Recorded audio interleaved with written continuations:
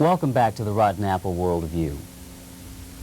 In sports news, Miami Dolphins fan Mark Robeck led his team to a humiliating defeat last Sunday by failing to wear his lucky jersey while watching the game on TV.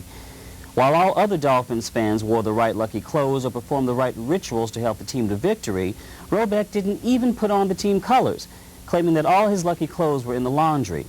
Dolphins quarterback Dan Marino said, "We were out there ready to win, but this one asshole can't even wear the right jersey to help us win the game. It makes the guy want to go out and buy some Isotoner gloves to make himself feel better, or take out a home equity loan at the money store at their monthly low rates." On a sad note, football commentator John Madden farted last week, killing 3. The fart, which occurred during a Sunday broadcast, claimed the lives of 3 studio technicians who were trapped in Madden's airtight studio when the blast of putrid, deadly propane gas came. An ABC spokesman said Madden will no longer be granted access to the Polish sausage stand and the nacho stand. In order to boost his run for the White House, Donald Trump made several presidential campaign promises at a press conference yesterday. The famous real estate multimillionaire, who has been embarrassingly low in almost every presidential poll, has vowed to go with what has gotten him where he is today. Instead of a measly 3-story White House, he promises to build a 45-story luxury condominium called Trump White Towers, complete with casinos in the lobby. He also guarantees not just a first lady, but also a second, third, fourth, and fifth lady before the end of his first term. And they'll all be prettier than anything the other candidates have to offer. The attorney, one of nature's most feared and avoided creatures, has also been the subject of human curiosity for centuries.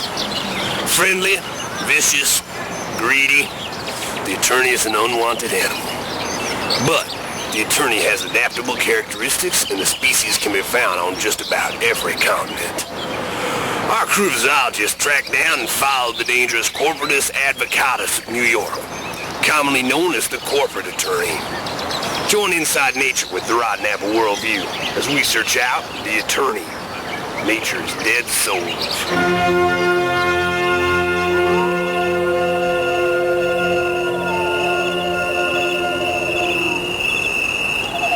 Day breaks on the jungle of Manhattan, a difficult environment where aggression and hostility rule. This is the habitat of the attorney.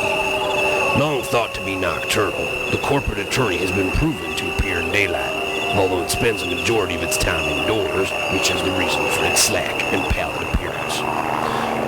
Our subject, a male corporate attorney, which the research team has named Caligula, is seen making his way towards his daytime dwelling on Lower Manhattan, occasionally stopping at a Starbucks for a quick latte.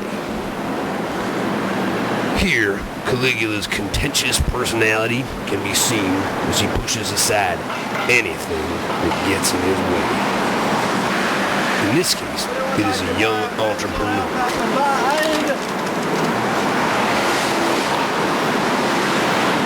We are now in the daytime habitat of Caligula. Here, Caligula communicates with a female member of his pack or firm that we named Drusilla.